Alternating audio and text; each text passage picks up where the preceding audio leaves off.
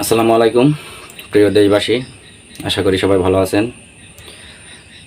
গত 2 দিন যাবৎ সারা বাংলাদেশে একটা বিষয় নিয়ে তোলপাড় হচ্ছে, সেটা হলো লালমনিরহাটের নির্বাহী ম্যাজিস্ট্রেট এবং ডক্টর ইউনূস তাদের বক্তব্য এবং ফেসবুক পোস্টের মাধ্যমে একটা ঝড়, সামাজিক যোগাযোগ মাধ্যম বলেন, ইউটিউব, ফেসবুক, সকল জায়গায় আপনার আলোচনা সমালোচনা হচ্ছে। দেখুন, বর্তমানে একটা সরকার পতন হয়েছে, নতুন একটা সরকার অন্তর্বর্তীকালের জন্য দায়িত্ব গ্রহণ করেছে। এখানে যারা আওয়ামী লীগ করতেন তারা এখন বড় বড় প্রতাপশালী যারা আছে তারাও কিন্তু দেশ থেকে বাইরে পালিয়ে গেছে, অনেকে পালানোর চেষ্টা করতেছে, অনেকে আত্মগোপন করে আছে এবং মুখ লুকানোর জন্য চেষ্টা করতেছে।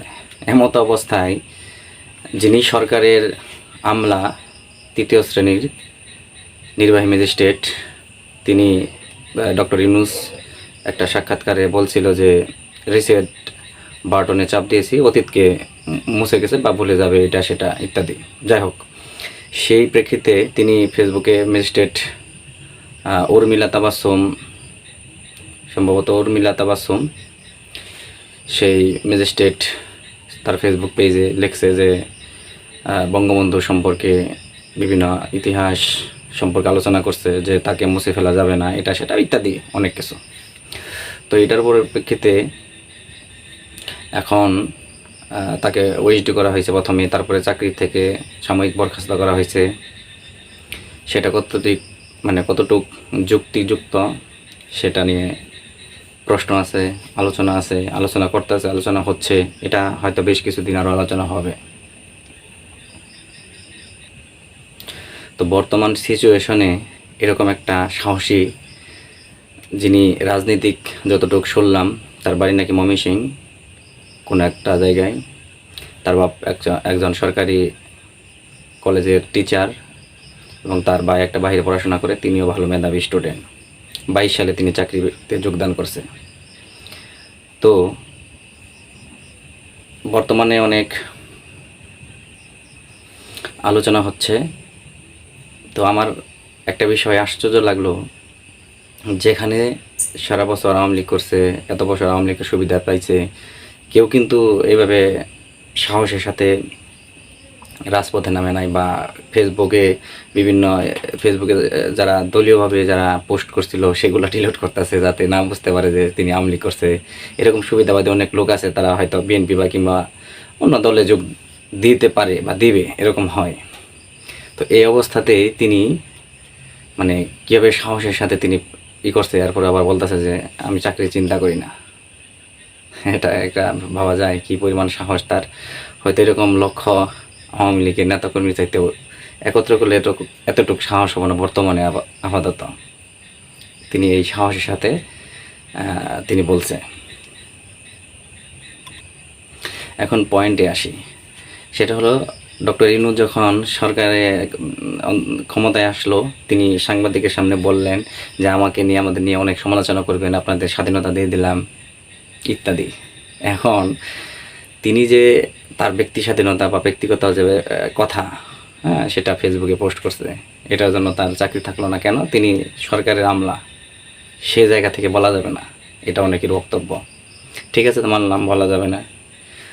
তো আমলা এক জিনিস, আবার আপনার এমপি মন্ত্রী আরেক জিনিস, ভিন্ন। তারপরেও একটু বলি যে মাশরাফি সাকিব হচ্ছে আওয়ামী লীগের এমপি। তো আপনারা জোর করে তাদের ফেসবুকে পোস্ট, এই আন্দোলনের পক্ষে যাতে একটা কিছু লেখে, সেটা বলছিলেন কেন? উনিও তো একটা আওয়ামী লীগের তখন রানিং এমপি ছিলেন, সেজন্য হয়তো তিনি বলতে পারেন না, বিভিন্ন সীমাবদ্ধতা আছে। তো এরকম তাবাসসুমের সীমাবদ্ধতা আছে, এরপরেও বলছে, সেজন্য আপনারা বলতেছেন অপরাধ। আপনারা একই ব্যক্তি, কথার সুর দুই দিকে হয়ে যায়। যাই হোক, তো তিনি বলছিলেন যে স্বাধীনতা দিলাম, এটা কি বাক স্বাধীনতা? আপনি স্বাধীনতা এটাই দিচ্ছেন, বোঝা যাচ্ছে যে আপনাদের সম্পর্কে আলোচনা করতে পারবে, সুনাম করতে পারবে, কিন্তু সমালোচনা করতে পারবে না। সমালোচনা করতে পারবে আওয়ামী লীগ কিংবা অন্য কোনো দলের সম্পর্কে, সেটা স্বাধীনতা দিচ্ছেন। এটা কোনো স্বাধীনতা হইল? তো তাকে চাকরি থেকে আউট করে বাহবা পাইতেছেন বা নিজেকে অন্যরকম মনে হচ্ছে নিজের দলকে বা নিজের সরকারকে। সচিবালয়ে যে অনেক আওয়ামী লীগ আছে, এদের কি চাকরি থেকে আউট করতে পারছেন বা পারবেন কোনো দিন? পারবেন না। আজকে আপনি রিসেট বাটন চাপতেছেন, একটা সময় আরেকটা সরকার আইসা রিসেট বাটনে চাপ দিবে, আপনার নামটা আসবে, তখন কি করবেন? তখন এই সমস্ত কথার জবাব কি দিতে হবে না? হয়তো বা দিতে হবে। কিংবা আপনি বলতেছেন সংস্কার করবেন, এটা করবেন, সেটা করবেন, রাজনৈতিক কোনো দলের কোনো লোককে একত্র না করে আপনার সরকার, আপনারা বলতেছেন যে সংস্কার করবেন। যদি আপনারাই করেন, রাজনৈতিক কোনো দল বিএনপি বলেন বা জামায়াত আওয়ামী লীগ না থাকে, তো আপনারা সংস্কার করবেন বলতেছেন, তো অন্য যে কোনো নির্বাচিত সরকার আইসা তো আপনাদের এই যে সংস্কার এগুলো মানবে না। রিসেট বাটনে চাপ দিয়ে আপনারটা বাতিল করে দিয়ে তারা আবার নিজেরা আবার করবে, এটা ভাবছেন? তো এই সমস্ত কাজ না করে আপনার দায়িত্ব হবে এই যে যে দেশের সিন্ডিকেট, পরিবহন খাতে বলেন, বিভিন্ন খাতে দুর্নীতি, এগুলা নিয়ন্ত্রণ আনেন, সুষ্ঠু একটা পরিবেশ দেন, পরিবেশ তৈরি করে সুষ্ঠু সুন্দর নিরপেক্ষ একটা নির্বাচন দেন, সমস্ত দলের লোক যাতে নির্বাচনে আসতে পারে। আমি একটা দল করি, আমি আমার দল খারাপ, কিংবা সে আর একটা দল করে, XY যে কোনো একটা দল করে সে খারাপ, নির্বাচনে আসবে, নির্বাচনের মাধ্যমে তো সে পরাজিত হবে। লোক যদি খারাপ থাকে তাকে তো ভোট দিবে না, তাই না? এমনিতে বাতিল, তাকে তো নিষিদ্ধ করার প্রয়োজন নাই।